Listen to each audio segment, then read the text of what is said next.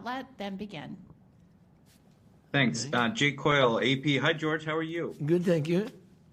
Thanks so much for doing this. I wouldn't expect you to remember the last time I spoke to you was in Cannes for 3,000 Years of Longing. I know it's a place meaningful to you and where you'll soon be as well. Yeah.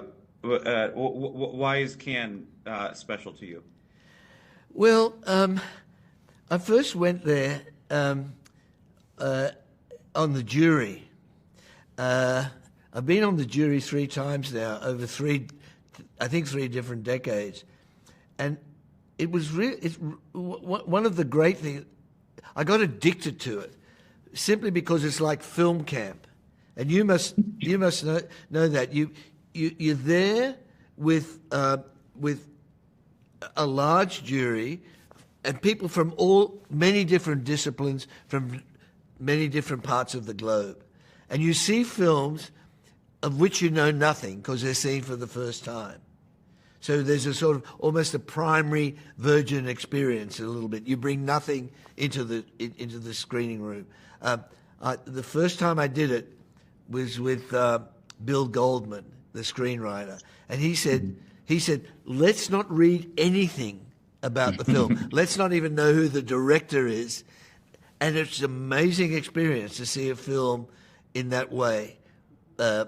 So that was, and then what you have to do is you have to articulate your feelings about the film and the worth or otherwise of the film. And that's a really a great experience because you're learning just increases enormously. So as a jury member, that's a big thing.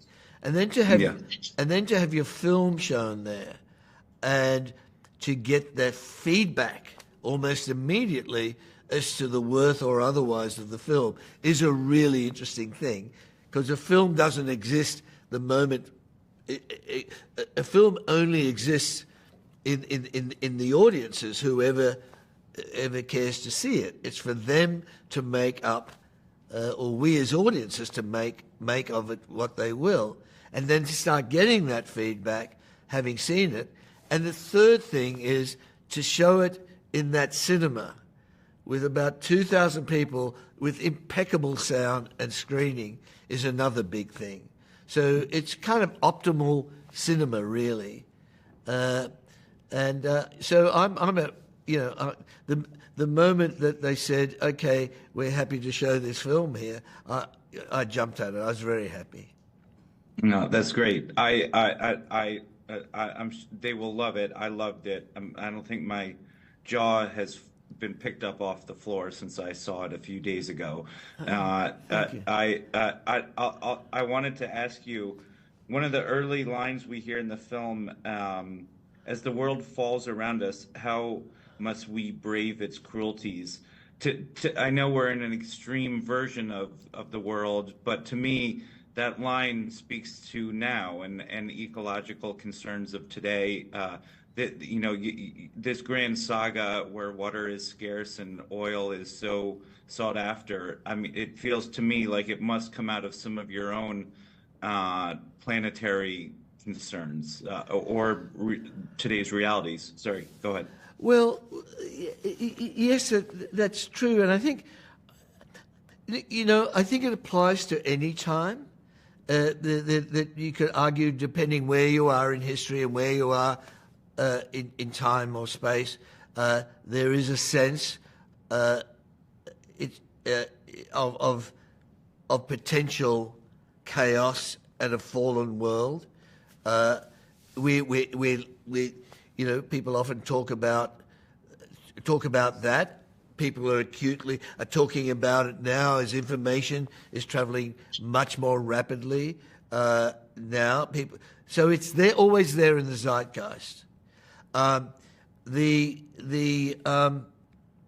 terms of the environmental collapse, that's something that, like it or not, whatever you think about it, it is a reality that's measurable.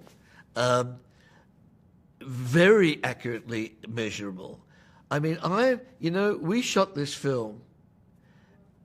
Most of it's outdoors, and we would there was a lot of rain. We would have apps that we'd look at every day with our lead ADs and whatever.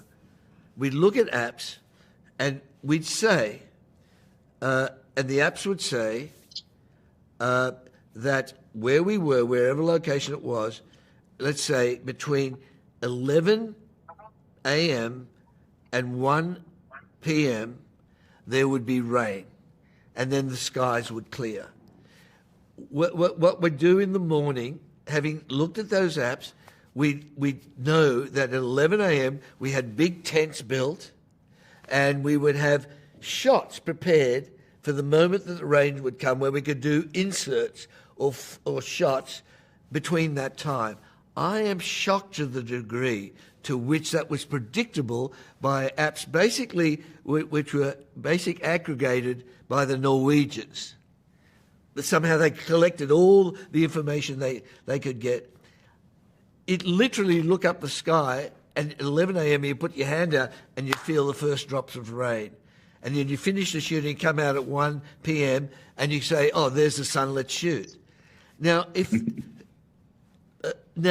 we can predict it to that level, we can predict all the catastrophes, all the shifts in temperature. That's on the scientific level, and just someone who's lived as long as lucky to live as long as I have, and having a farm, growing up in a rural area, visiting the Barrier Reef on a documentary in the early 70s, where I got to know one particular bit of reef off a beach really, really well.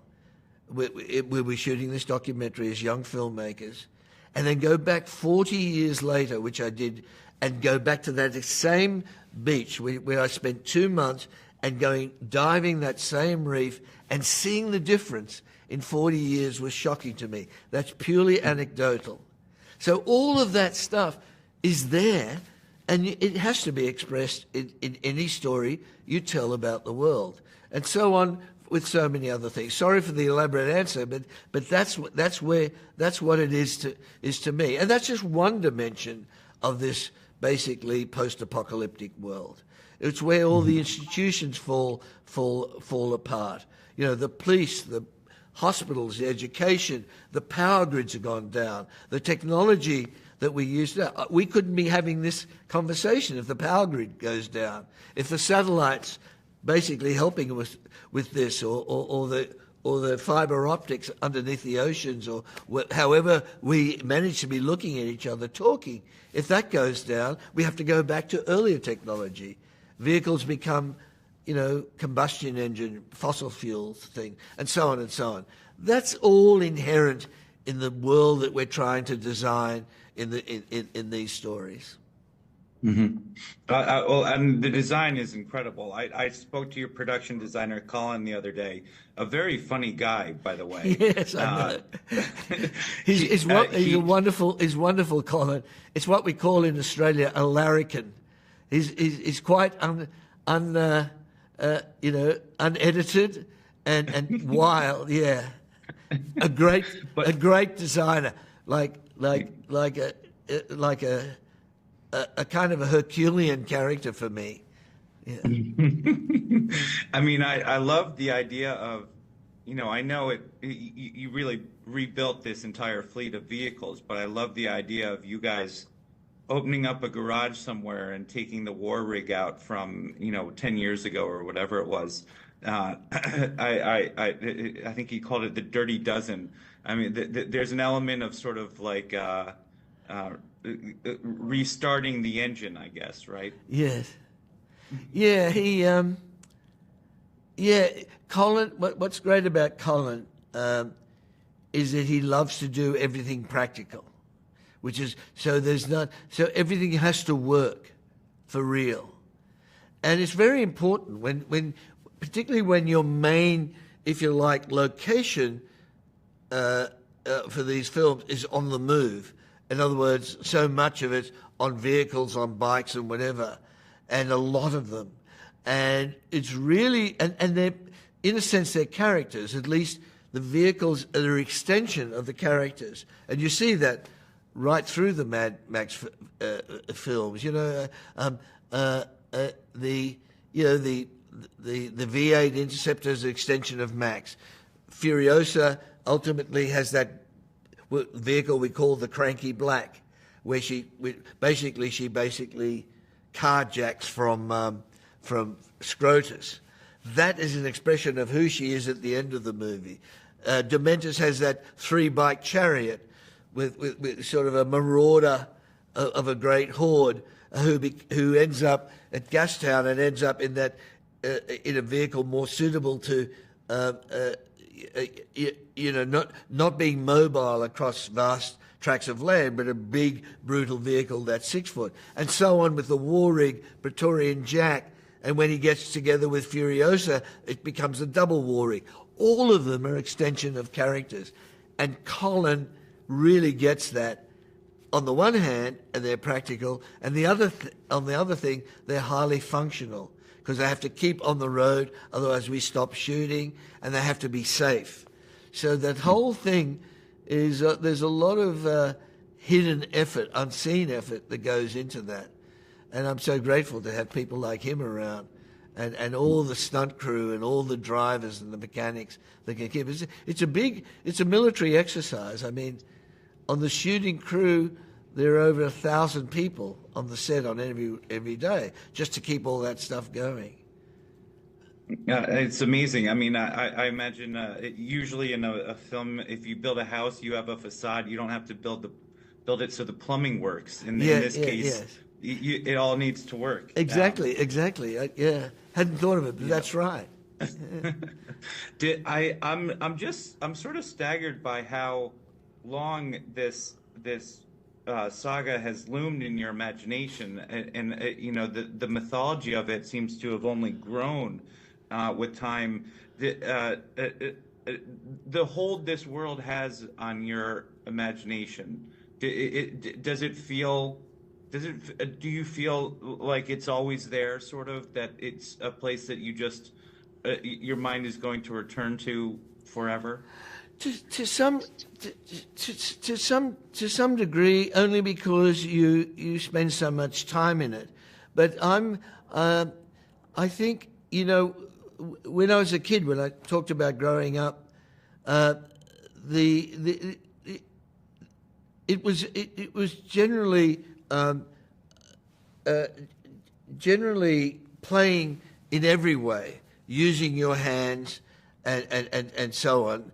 And in a way, you were already telling stories. Because I grew up with my twin brother, we're not identical, but we spent all of our time together into early adulthood. We went to university. We were in every class together all the way through university, at primary school and infant school and so on. And we were always telling stories because we had a different world point of view because we're not identical twins. And so it's a lifelong habit. And as in the past, I was able to do things with my hand. I don't do anything with my hands anymore. I can't, there's always someone who can type faster than me. There's always someone who can cut faster than me. There's always someone who can operate a camera much better than I can. I can't do any of that. So it's all in the head, but I'm habituated to stories. So not only the Mad Max world, there's other stories that I've got that I'll probably never have time to even tell. But it just happens now. It's just how. Look, when I talk to musicians, and particularly composers and songwriters, there's always music in their head. They can't help it. And I think it's the same thing with storytellers. So certainly my head goes and holidays or visits the Mad Max world, the Wasteland, but also there are other parts as well. I think I'm mentally healthy enough to still be present in the real world. Otherwise, I'd worry about myself. Yeah. Well, it has always struck me as funny that you're such a thoughtful, sensitive person, and this is what comes out of your mind. Yeah. I wouldn't, you don't look like somebody who has thought of the War Boys, or that kind of thing. Well, actually, that's come up a lot. To be honest, it's only in recent years that I have come to realize how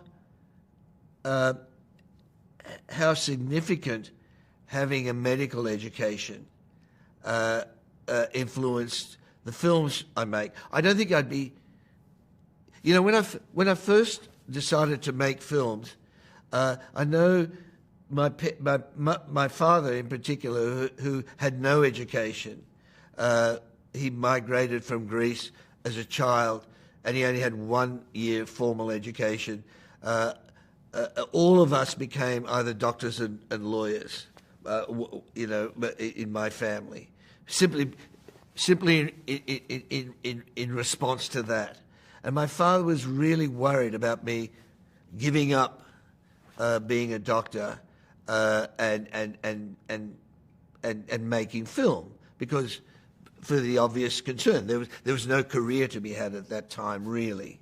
And but I don't think I'd still be making films if I didn't have that part of myself, because first of all, you have to have a curiosity, as we all do, about human beings, but you're also looking at a human being from every possible point of view, as organs, as individuals, sometimes looking down a microscope and seeing their cells, or in an autopsy, or looking at people in terms of their epidemiology or the anthropologically, and in every level, psychologically, in every way, you're looking at the human being. And that's what you do as a storyteller. And you're looking at systems and how they work. You're looking at problem solving. You're looking at coming up with optimal remedies for something when you're exhausted, and so on. All of that goes to help inform filmmaking, and perhaps because you're dealing almost always with people in extremis. If you're working in emergency, it's usually when people are at extreme points of their life, some accident, or even childbirth. That they're there, if they go well, are one of the great things about being human. So you see people that had a big influence on me, and it was part of my natural curiosity. That's probably one of the reasons that I'm interested in those sort of things, and it does creep into the work. And to the extent that you're traumatized by being in those worlds, and you have to process it, and I think storytelling helps that. I know my twin. He just retired after 50 years of being a doctor, and he was a really good doctor. The best of it. And we would talk on the phone so often about patients he had, his observations or whatever. And it was a way, I realized, of both of us processing the chaos of the world and what he experienced and how he dealt with it. I like to think that that's what I'm still doing in a way. Oh, that's great. I like that. Do you? I think part of what's so incredible and why they're so loved, these films, they seem to be telling a story of cinema, past and future. It is Buster Keaton on steroids, but it is it is done in a modern way. Is it true you storyboarded this years ago? Is that right? We didn't storyboard Furiosa. We did concept art on Furiosa because we storyboarded Fury Road in detail. We did some previs on Fury Road. On this film, we storyboarded, but we also did a more sophisticated form of previs devised by Guy Norris, the second unit director. We've been working and stunt coordinator. We've been working together for 41 years now. He started on Road Warrior at age 21, and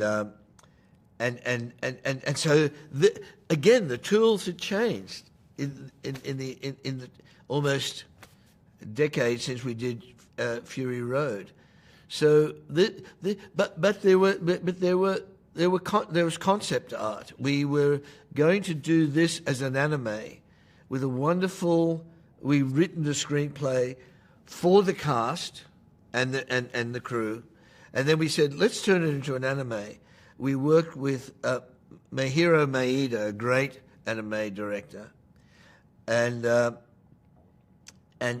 he did some concept art of early Dementis, and it was the first image I saw of Dementis with his teddy bear, and that teddy bear became significant in the story. So a lot of that preparation was done, but only as a way of illustrating for us.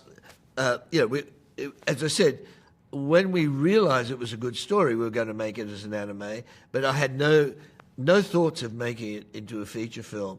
But when Fury Road was delayed yet again by rains, there's no point in making an anime before we made Fury Road. By the time we made Fury Road and got through all the history of that, we decided to make it as a feature film because the whole team put together for the anime was no longer available. So we said, let's do it as a feature. So, yeah. Well, I like that teddy bear. It's like a rosebud hanging around his, yeah. jacket. Oh, good. That's exactly right. Yeah. I mean, but I've heard Steven Soderbergh say after Fury Road, he had no idea how you could have possibly had that movie in your head. The amount of cuts of the kinetic energy of the visual language in Furiosa to me is extraordinary. I mean, does it?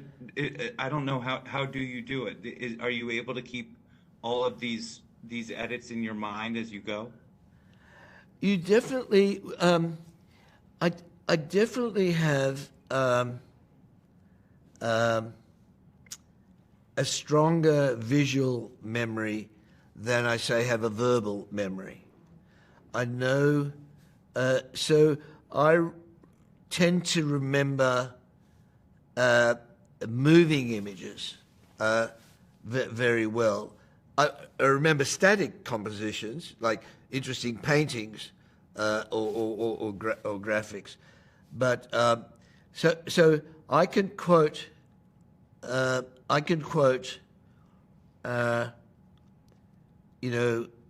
Some of the lines of dialogue in the movie, but I know virtually every cut of virtually every movie I've made, certainly, and in many cases, the cuts of some of my favorite movies that I've watched over again. So that's just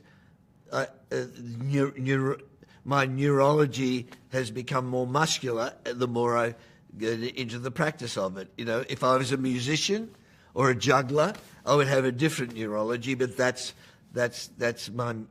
how it sort of my neural pathways have developed.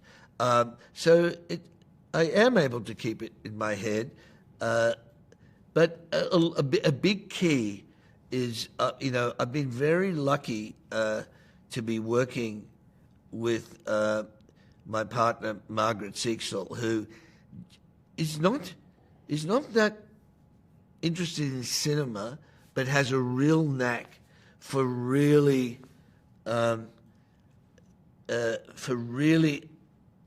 understanding the rhythms of cutting, and that's been very, very helpful for me, because she can see things that I don't pick up.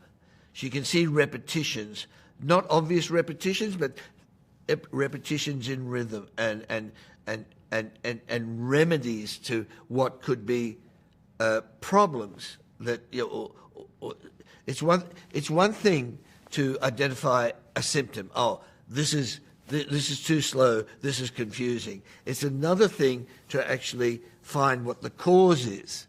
That's more difficult to do. Oh, it's too slow because of this or that. What's very difficult to do, and very few people can really do it consistently, is to say, this is the remedy of these problems.